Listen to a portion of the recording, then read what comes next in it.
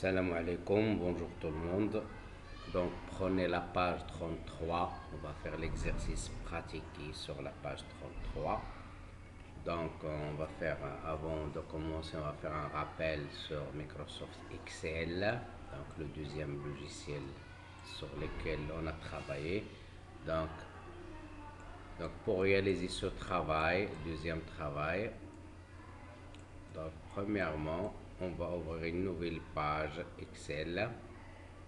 Donc Excel est là, cette icône X verte.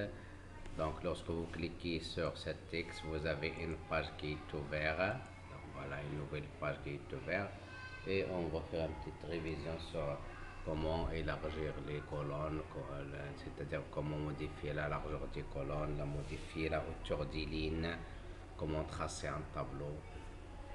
Donc pour faire l'exercice pratiqué sur la page 33, premièrement, on écrit les données dans les... Donc, il faut écrire les données simplement, normalement, donc on saisit au kilomètre, c'est-à-dire dans la colonne A, vous avez les noms des élèves.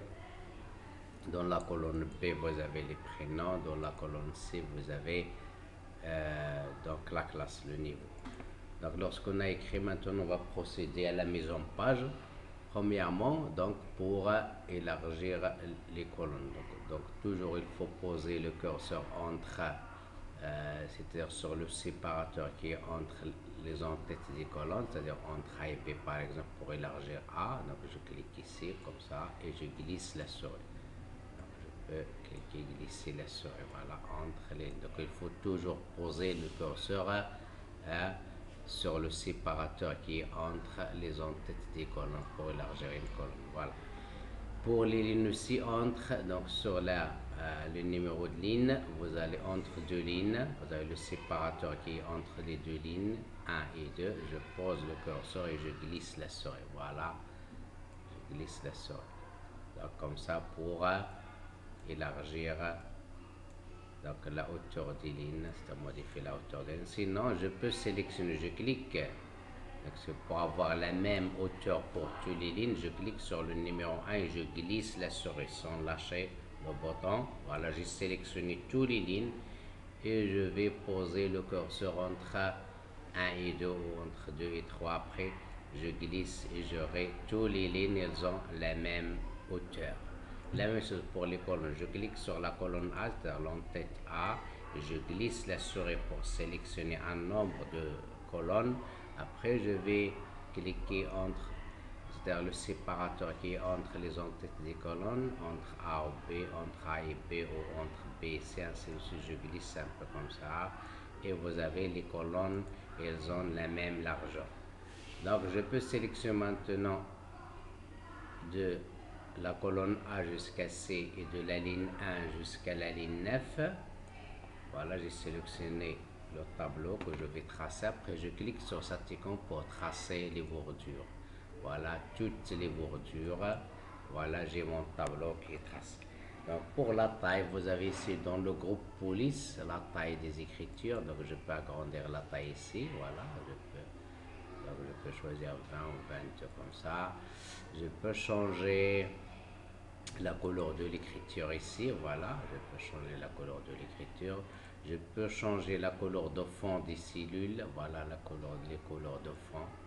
Donc pour tout le tapage que j'ai sélectionné tout le tableau.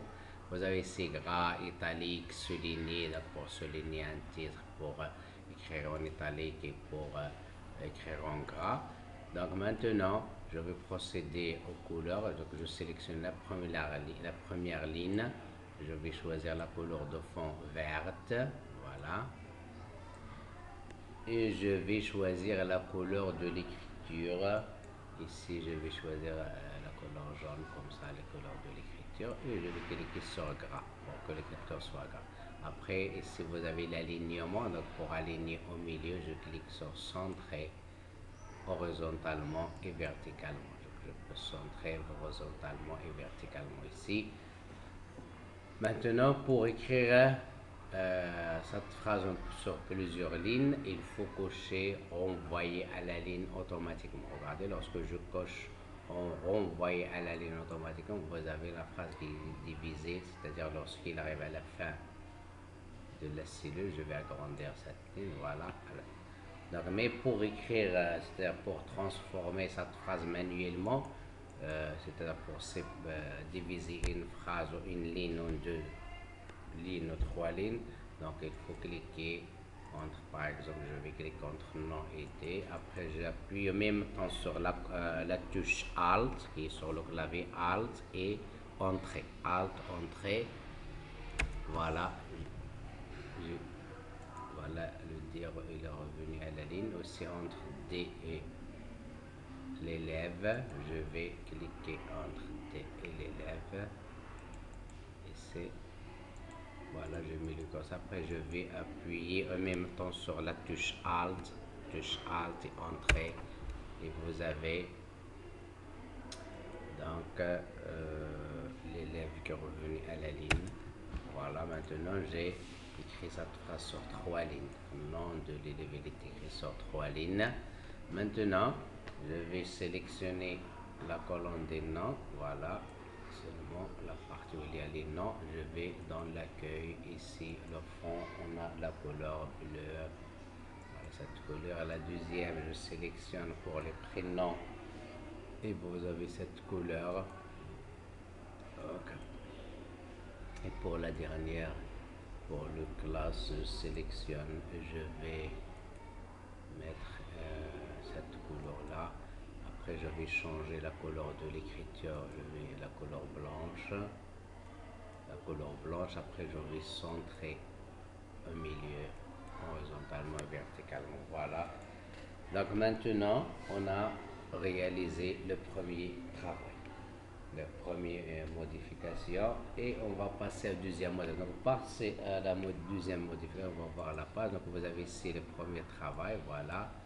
Ici, on a réalisé ce travail-là, le premier travail de la page 33. On va passer au deuxième travail. Donc, pour avoir ces modifications, seulement on va aller dans le groupe alignement ici.